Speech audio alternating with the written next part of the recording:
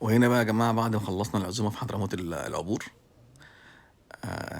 فنعم بنحتفل بعيد ميلادي.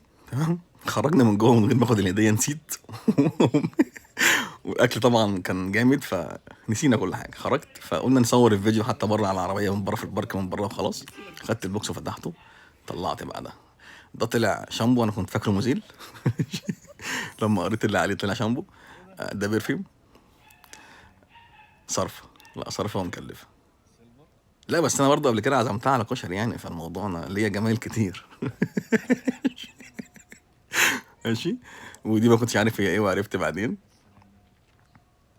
دي تالت حاجه ايه. في تاني بقى في البوكس احساس جامد قوي انك بتحط ايدك وتستنى انت هتطلع ايه، يعني احساس جامد قوي والله. بص بقى هنا، بص بطلع التيشيرت دوت لقيت ايه، في حاجه غريبه. بص بص بص، لقيت دي.